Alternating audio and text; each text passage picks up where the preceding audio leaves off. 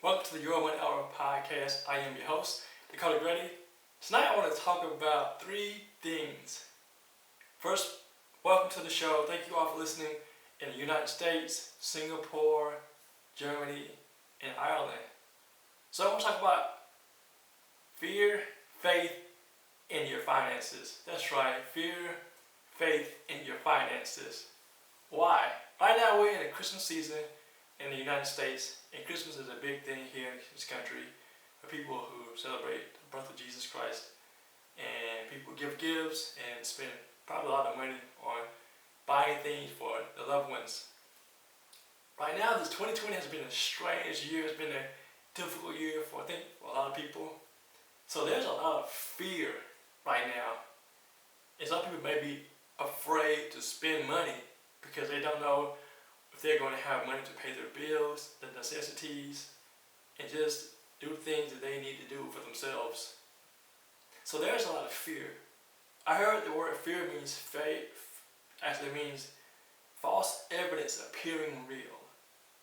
False evidence appearing real. That means something that is not even real, but it's appearing in our minds. And actually our minds are so powerful. Imagine if you're in the shower and you're thinking about a particular movie you watched. It was a horror movie.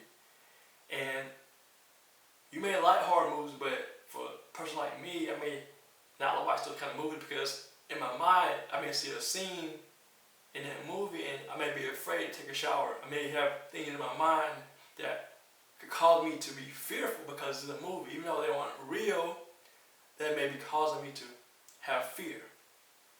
Or you may have a fear of animals. For me, I have a fear of dogs. I don't want to get bit by a dog, but I had a bad experience with dogs. I've never been bit before, but just that experience, the fear of me that has always been there since that experience happened to me when I was a young child.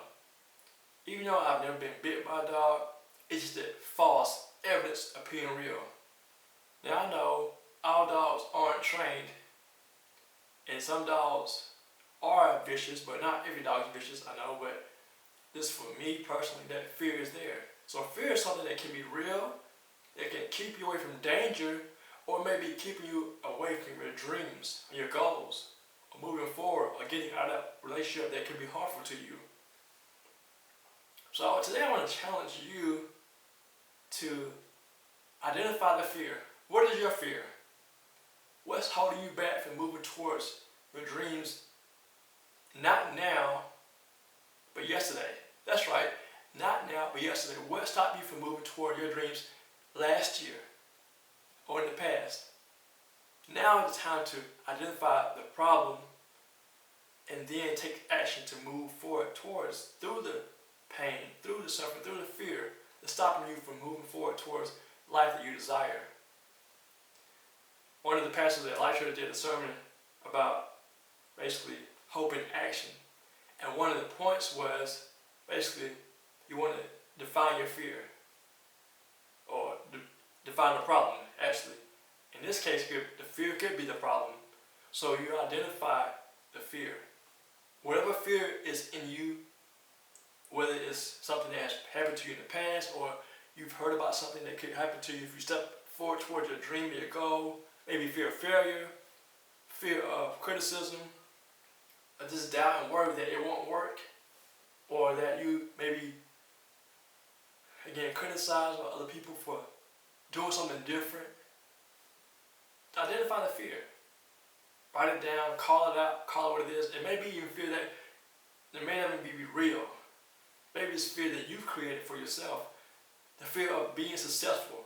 You're afraid that you might be successful and you may actually cause yourself to sabotage that thing because you are afraid to succeed. You've seen people get successful or they become very well known and they get like the fear drive them, or not the fear, but the success drive them to be arrogant and be on a pedestal, and then they get arrogant and prideful and it causes them to fall. And you don't want to repeat that same thing in your life by becoming successful in your business and then one day being too prideful or arrogant or egotistical, and it cause you to fall and be right where you are today. So first, identify that fear. Identify the fear and punch it in the face. That's right, punch fear in the face by first facing the fear, taking inventory of what you can do to see if that fear is real, and then take action to move through the fear. Go through it, over it, under it, around it, or just punch it in the face to make sure that it knows that it cannot stop you from moving toward your destiny. The second thing I want to talk about is faith. Faith. I'm a believer in Jesus, and faith is a difficult thing for me because I like to control things. I like to know that I have a plan and I'm going to work my plan that's going to happen. Well, faith, it doesn't work that way. Faith is like something you want to happen and you hope it will happen. There's no guarantee that it will, but you persist, you believe that whatever you believe in your heart, that desire will come to fruition. Sometimes it will, sometimes it won't, it just depends. And for me, that's something I struggle with. Honestly, whether my dream, my passion of helping people with personal finances will become a reality, because it's something that I'm very, very passionate about, and I care about people, and I want them to succeed financially, physically, mentally, emotionally, all those areas of life, not just financially, but I want people to be holistically successful. And I want to help people with their finances primarily, but in all honesty, personal finance is personal. People are afraid to let you know that they're struggling, and people are walking around in life with the arrow saying, I need help with my finances, come help me. So it's difficult for me to find people who need help, and not only need help, who want help and are willing to say, I'm struggling in this area with my finances, whether it be budgeting, getting out of debt, saving for retirement, saving for a house, saving for rainy days, paying for kids' college, paying for life insurance, having a will, paying for a house. Those things, people are afraid to talk about those things because those things are deep-seated values. And some people may not want to let you know that they are struggling. They don't want to be vulnerable. And some people just don't want to change. They may know what to do. They may know the need to change, but they're comfortable with where they are in life, and they don't want to change. And there are people who have just lost hope. People have lost hope because they don't see a way out of the situation. They don't think that things can change. They don't think that they can change. And they lose hope and lose faith. They may lose faith in a God, or maybe they don't believe in God. Maybe they lose faith in themselves. They believe in themselves as their Savior or their strength. Maybe they lost faith in a person, a job. Some people put their faith in things, whether it be money, cars, success, businesses, other people. So having faith, in my opinion, is important. Because one day I'm going to pass away, you are too. What's beyond this life? Hopefully for me, is an afterlife. And hopefully for you as well. But while we're here on this earth, what are we putting our faith in? So a solid rock? Or something that is going to wash away when the storms of life hit and they come? Such as a disease, an illness, job loss, business loss, someone dies in your life who's close to you. Have faith. For me, my faith is again in Jesus. I push, I pray, talk to him like I'm talking to you right now. Having a relationship with God is important.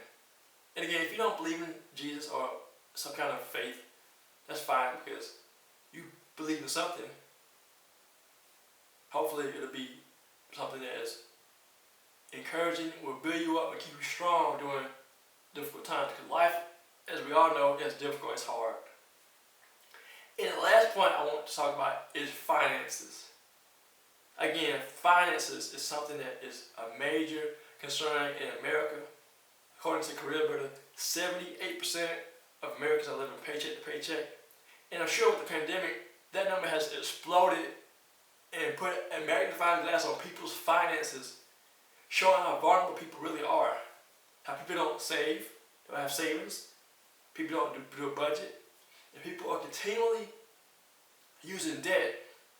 It's amazing to me how people are still wanting to borrow money for things. People I've talked to, they want to borrow money for a business. I understand they want to have a business, which is great, but I encourage you to don't borrow money for a business or don't borrow money for anything but a home. Finances are very important because everything costs money basically. Food, clothing, shelter, transportation, a laptop, a microphone, your rent, your children. Things cost money. So make sure you handle money in a way that is wise by doing a money plan every single month for the rest of your life. If you aren't doing a money plan is simply a budget. I encourage you to do one. Or if you don't know how to do one, contact me at www.dakotagrady.com, our website. Check out resources there for you. And also, have money saved for rainy days because life is going to happen to you. Whether you like it or not, it's going to happen. So I want you to be prepared for the rainy day fund. 3 to 9 months of living expenses, right? So when things happen, you'll be prepared for those. And I want you to pay off your debt.